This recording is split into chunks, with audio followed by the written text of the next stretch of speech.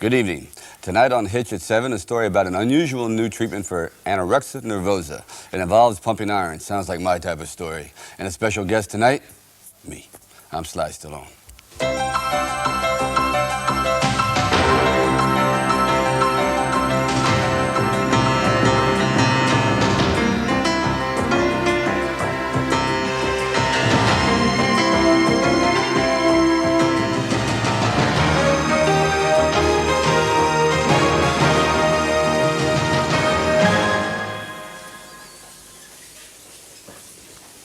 This feels a little strange, Stallone at 7. Anyway, a special welcome to my special studio guest and co-host for the evening, Sylvester Stallone. Sly Stallone, thanks for coming. My pleasure. Take over the job. I'd planned a lot of first questions until I saw on the news Rambo, Rocky, getting beaten at arm wrestling. Oh, please. I must protest this. I mean, I have to admit, I am visiting the country, but in arm wrestling rules, if you lift out of the cup like this, that does disqualify a disqualifier. You were cheated. Well, let's just say I lost by Australian rules. Well, let's have a quick look at it again and just see how rough it really was. All right. Now, in arm wrestling, the elbow must remain on the table. Yeah, Am I right? Evening up there, yeah. Okay. Now, this man, here we go. And he's very strong. This guy is strong. All right, here we go. He is heading south. The match is over. And now he is going north, up, excuse me. You say he's using his hand, using his arm to lift his other arm. I mean, I'm pointing. Thank you. End of match. Now, we should cut the tape at this point. Yeah, not bad. But okay, even at a time like that. Okay. No, I gotta say, this guy is strong. But do you hate losing? No, you see, I don't.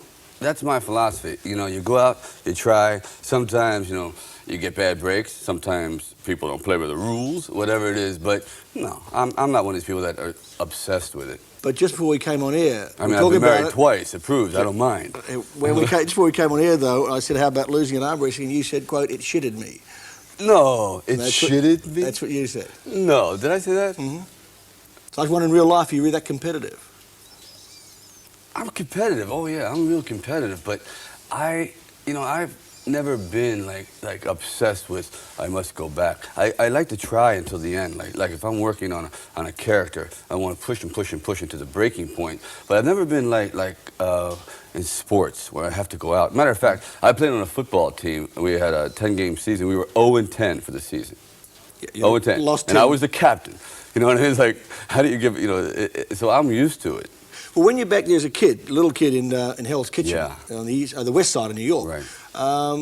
Was it sort of gang warfare? Was it really tough? Were you too young and you left it pretty young? I left it pretty young, but it was tough. My father went through it. You know, we were raised pretty dirt poor. It's the kind of place where you had to walk down the middle of the street because if you're on the sidewalk, you would disappear from the face of the earth. You know, you are now X'd out of humanity. So it was rough. It was rough. How much did that contribute to something like the first Rocky? A great deal. A great deal, because I feel that the most interesting stories are people that really try to raise above their station in life. So I tried to take all the frustrations and a lot of characters I knew like that, and I would put them into this composite, and we called them Rocky. Well, there's a quote from your father, it may not be true, who said, "You don't have much brains, but so you might as well do something with your body." Is that true? Why would he say that, you know? Yeah, that's an old saying that we came from at least my father's side of the family was very physical. And their work ethic was work, forget about any kind of artistic aspirations or any intellectual endeavor. So right away it was like, get a job, join the Navy, do something. And that was, and I guess it did sink in for a while because I started to feel inferior that way. I turned to weightlifting kind of as a release. In one way, it proved to be a godsend. But also, I mean, I don't recommend saying that to children very much. True. But how do you feel as a man who's been an actor, a director, you've written movies, you got involved in producing, say, Staying Alive.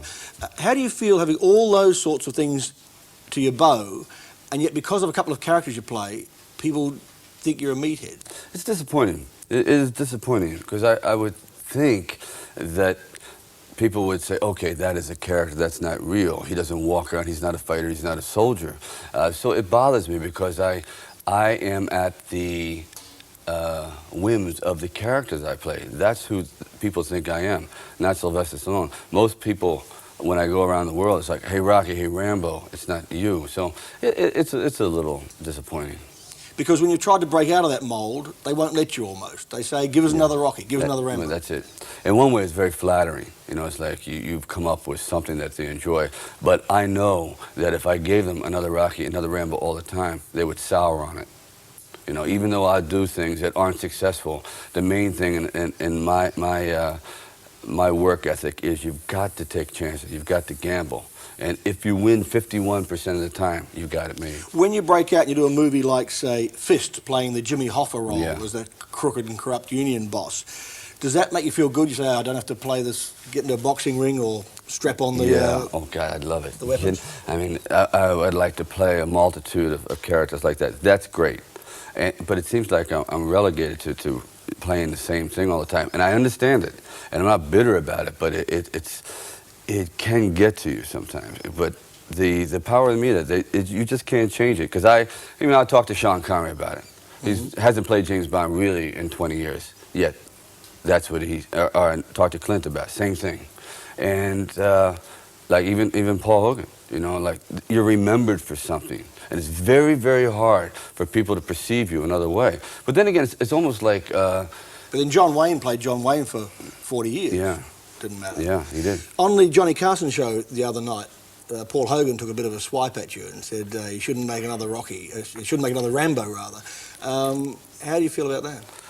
Well, you know, I tend to never try to get into, you know, biting contests with my fellow peers because it's a no-win situation. I think that he eventually is going to have to meet that crossroad decision himself, and we'll see if he decides to go on and do Dundee 3. Well, there was not going to be a Crocodile Dundee 3, but now the rumour is that there will be. So is it the checks start to wave in front of you? Yes. You know, ambition is blind, and you do want to be successful. The name of the game is there's a lot of money involved, and you also have a responsibility to your audience, and you want to give them what they want. There's nothing more, I think, repulsive than someone going, well, forget the fans. I'll do whatever I want, and I would decide I'm going to play a vampire. Yeah. Why? But I don't care. I'm just playing a vampire, even though they want me to play like a leading man. It's like Sinatra once went to Vegas, and instead of giving them all of his hits, he gave them a whole new selection of songs, and they hated him. Yeah, that's it. I mean, you built the reputation on a certain delivery. It's like going to a Chinese restaurant. I can't wait for Chinese food, and they'd serve you bouillabaisse. So, excuse me. I came here for Chinese food. So that you have to give them at least the ground roots of what they're expected of you. Yeah. Well, seeing it's your show tonight, we've got to go to a break. So that's right. We'll be back. I'll be back, I hope.